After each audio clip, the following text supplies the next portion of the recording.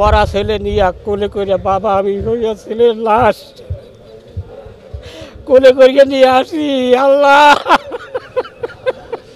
এই শেখ হাসিনার ফাঁসিটা যাতে কার্যকারী হয়, আমি তো এই জিনিস সেই কথাটা শুনতে পারলে আমরা শহীদ পরিবার খুবই শান্তি পাব এবং এই কামনা করি যাতে ওর ফাঁসিটা কার্যকারী হয় এবং শেখ হাসিনাকে ভারত থেকে আইনা যেন ওর ফাঁসিটা দেওয়া হয়। প্যাসেঞ্জার নামাইয়ে যখন খালি রিক্সা বাসার দিকে রওনা হয়ে যায় তখন ওই পুলিশের গুলিতে আমার ছেলে শহীদ হয় এবং তারে 3টা মেডিকেল থেকে ফেরত দেওয়ার পরে মুগদা মেডিকেলে তারে মৃত্যু ঘোষণা করে। তাকে ইন্ডিয়াগনে নিয়ে আসতে হবে, ইন্ডিয়াগনে নিয়ে এসে অতি দ্রুত এই রায় কার্যকর হবে। যেদিনকে রায় কার্যকর হবে সেদিনকে শহীদ ফ্যামিলি, শহীদ বাবা, মা, সকল যারা আছে তারা একটু শান্তি পাবে। এবং আমরা দেখতে চাই এই সরকারের সময় যেন রায়টা কার্যকর হয়, না তো হবে না। কারণ আমরা যে পরিস্থিতি দেখতেছি রায় না বিচারই হবে না, আমরা বিশ্বাস করি না যে অন্য কোনো সরকার সে বিচার হবে। বাবা হয়ে ছেলের লাশ কোলে করিয়ে নিয়ে আসছি।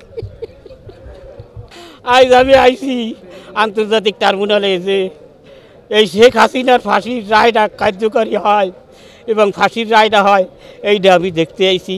আমি শহীদ পরিবারের বাবা, আর শহীদ হাফিজুলির বাবা। আমার নাম হয়েছে মোহাম্মদ আবু বকর সিকদার। আমার বাড়ি পিরোজপুর, নাজিরপুর থানা, রঘুনাথপুর গ্রাম। পোস্ট অফিস গল্লির মুখে, মধ্যবাড্ডা পোস্ট অফিস গল্লির মুখে রিক্সা চালাইতো আমার ছেলে। প্যাসেঞ্জার নামাইয়ে যখন খালি রিক্সা বাসার দিকে রওনা হয়ে যায় তখন ওই পুলিশের গুলিতে আমার ছেলে শহীদ হয় এবং তারে 3টা মেডিকেল থেকে ফেরত দেওয়ার পরে মুগদা মেডিকেলে তারে মৃত্যু ঘোষণা করে। আর আমি ওই মরা ছেলে নিয়ে কোলে করে বাবা আমি হইয়া ছেলের লাশ কোলে করিয়ে নিয়ে আসি। আল্লাহ, এই শেখ হাসিনার ফাঁসিটা যাতে কার্যকারী হয়, আমি তো এই জিনিস সেই কথাটা শুনতে পারলে আমরা শহীদ পরিবার খুবই শান্তি পাব এবং এই কামনা করি যাতে ওর ফাঁসিটা কার্যকারী হয় এবং শেখ হাসিনাকে ভারত থেকে আইনা যেন ওর ফাঁসিটা দেওয়া হয় এই বাংলার মাটিতে এবং এই সরোয়ার্দী হসপিটালের, সরোয়ার্দী মেডিকেলের ওখানে নিয়ে যেন ওরে ফাঁসি দেওয়া হয় সাধারণ জনগণের সামনে। শহীদ পরিবারকে সঙ্গে নিয়ে যেন আর ফাঁসিটা দেওয়া হয়। আমার প্রত্যাশা ফাঁসিটা কার্যকারী হোক, এইটাই আমি চাই। হ্যাঁ, আমি শেখ হাসিনা, শুধু শেখ হাসিনা না, যত আওয়ামী লীগের দোসররা আছে, যত ছাত্ররা আছে, যে আওয়ামী লীগের ছাত্ররা, আওয়ামী লীগের পুলিশ, আওয়ামী লীগের নেতা, আওয়ামী লীগের মানে যত নেতাকর্মীরা আছে তাদেরকে প্রত্যেকের যেন ফাঁসির রায় হয়, আমরা এইটা চাই। অতি দ্রুত কার্যকর করতে হবে, তাকে ইন্ডিয়াগনে নিয়ে আসতে হবে, ইন্ডিয়াগনে নিয়ে এসে অতি দ্রুত এই রায় কার্যকর হবে। যেদিনকে রায় কার্যকর হবে সেদিনকে শহীদ ফ্যামিলি, শহীদ বাবা, মা, সকল যারা আছে তারা একটু শান্তি পাবে। না, মারুফ বাড্ডা ব্র্যাকের সামনে। দেখেন, আমার ছেলে যখন আপনি গুলি খায়, আমি 5:45টার দিকে গুলি খাই। আমার ছেলেটাকে আপনার এমন অবস্থা অক্সিজেন লাগানো ছিল। আমার যে অ্যাম্বুলেন্সে নিয়ে গেছে, এই অ্যাম্বুলেন্সটা আপনার রামপুরা ব্রিজের উপরে প্রায় 15 থেকে 20 মিনিট। আমার ছেলে তখনও বেঁচে ছিল। একটা গামছা মোড়ানো ছিল এখানে গুলি খেয়েছে, এখানে একটা গামছা দিয়ে প্যাচ ছিল। এমজেড হসপিটালে কোনে এমন অবস্থা ছিল, ওখানে গজ কাপড় পর্যন্ত আমার ছেলেকে দিতে পারেনি।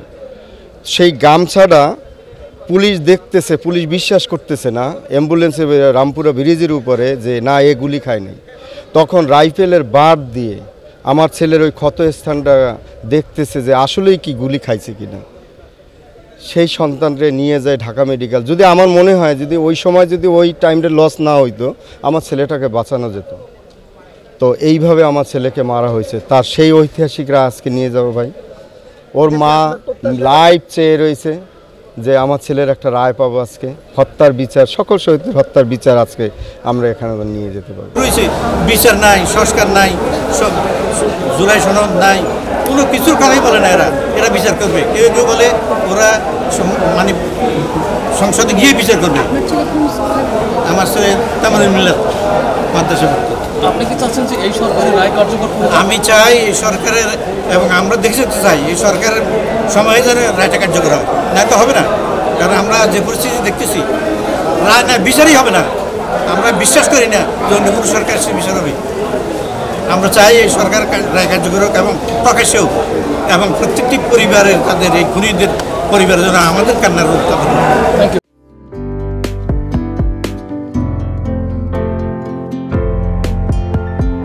পহেলা জানুয়ারি 2025 ইউটিউব জার্নালিজমের অগ্রদূত changetv.press 6 বছর পেরিয়ে পা রাখল গর্বিত আমি অত্যন্ত আনন্দিত হলাম যে চেঞ্জ টিভি আগামী কয়েকদিনের মধ্যেই 6 বছর পূর্ণ করবে।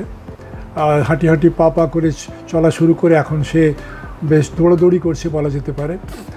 ও নামটাও অত্যন্ত বলবো যে সিগনিফিক্যান্ট, যে চেঞ্জ, এই গণঅভ্যুত্থান কিন্তু চেঞ্জ চেয়েছে। সেই হিসেবে তোমার টেলিভিশনের, তোমার এই চ্যানেলের নামের একটা যথেষ্ট মিল পাওয়া যায়। আমার প্রত্যাশা যে এই গণঅভ্যুত্থানের যে প্রত্যাশা, যে আশা আকাঙ্ক্ষা, চেঞ্জ টিভি সেটিকে এগিয়ে নিয়ে যাবে। তোমাকে শুভেচ্ছা। চেঞ্জ টিভি যারা সম্পৃক্ত আছেন, যারা কর্মী আছেন, সামনে পেছনে সকলকে আমার শুভেচ্ছা। changetv.press এক ফোঁটা হলুদও নেই। Online TV channel change TV 6 বছর ধরে ওনারা কাজ করে যাচ্ছেন। ইতিমধ্যে জনগণের হৃদয়ে স্থান করে নিয়েছেন। প্রায় 22 লাখ সাবস্ক্রাইবার আছে।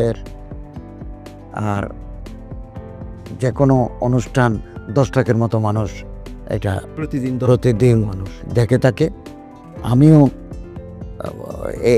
এই চ্যানেল নিয়মিত দেখি।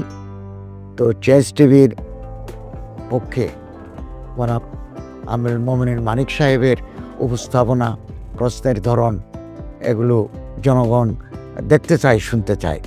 আমি চেঞ্জ টিভির উত্তরোত্তর সমৃদ্ধি কামনা করছি। changetv.press এক ফোঁটা হলুদও নেই।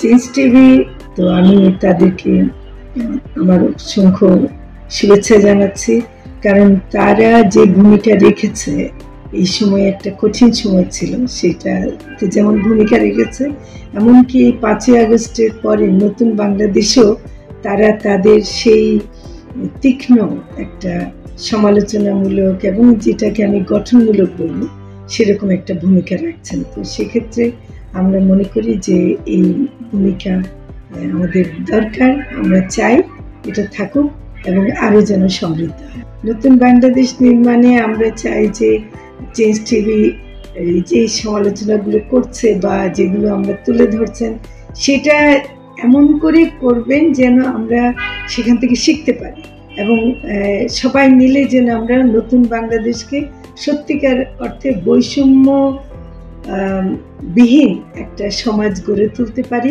সেটা আপনারা সহজ চেষ্টা করুন। changetv.press এক ফোঁটা হলুদও নেই। আগামী জানুয়ারি মাসের 1ম তারিখে আপনারা 6 বছর পূর্ণ করতে যাচ্ছেন। আপনাদেরকে শুভেচ্ছা জানাচ্ছি, আন্তরিক ধন্যবাদ জানাচ্ছি। আমি আশা করব চেঞ্জ টিভি অতীতে যে বলিষ্ঠ ভূমিকা পালন করেছে, আগামীতেও আপনারা সেই বলিষ্ঠ ভূমিকা পালন করবেন। আমি আমার এলডিপির পক্ষ থেকে, মুক্তিযোদ্ধাদের পক্ষ থেকে আপনাদেরকে আন্তরিক মোবারকবাদ জানাচ্ছি, শুভেচ্ছা জানাচ্ছি। আশা করি দিন দিন আপনারা উন্নতির শিখরে এগিয়ে যাবেন। ধন্যবাদ। changetv.press এক ফোঁটা হলুদও নেই। প্রতিটি সরকারের আমলে 10 বছর আমি কোনো ব্যবসা করতে পারিনি। আমার ব্যবসা বন্ধ করার জন্য যত রকম দরকার সব কাজই করেছে, শুধু একটাই বাকি রেখেছে, আমি গুটিয়ে নিয়ে যাইনি। নয়া দিগন্তর মাধ্যমে যাদেরকে আমরা চেষ্টা করেছি সার্ভিস দেওয়ার জন্য, এরা আমাদের অনেকেই খোঁজখবর রেখেছে। ব্যস্ততার জন্য হয়তো দেখা সাক্ষাৎ হয় না, কিন্তু আমি একজনকেই পেয়েছি। তিনি হলেন চেঞ্জ টিভির আমিরুল মোমিন মানিক। উনি এক সময় দিগন্ততে ছিল, সেই হিসাবে আমাদের জানাশোনা ছিল। ওনার একটা ইন্টারভিউতে আমার খুব পছন্দ হয়েছে, সেজন্য আমি ওনাকে 10:30টার সময় ফোন করেছি। উনি উত্তরে বললেন, গলাটা খুব পরিচিত। প্রথমে হয়তো নামটা বুঝে সারেননি, আমার নামটা খেয়াল করতে, আমি সাথে সাথে নাম বলেছি এবং বলল যে 3 দিনের মধ্যে আপনার সাথে আমি দেখা করব। ওনার কমিটমেন্ট অনুযায়ী সেইভাবে এসছে এবং উনি বলছে আপনার যত দুঃখের কথা সব বলেন, আমি প্রচার করব। আমি সত্যি সত্যি ওনার কাছে খুবই কৃতজ্ঞ। আমার মনে যেসব ক্ষোভ আছে, যেসব দানা বেঁধে আছে, আমি কিছুটা হালকা হয়েছি ওনার সাহায্যে। আমি চেঞ্জ টিভির উত্তরোত্তর সমৃদ্ধি কামনা করি এবং ভবিষ্যতে যেন আমার মতো এখন নাম না জানা লোককে চেঞ্জ টিভির সামনে এনে তাকে যেন উদ্বুদ্ধ করে। changetv.press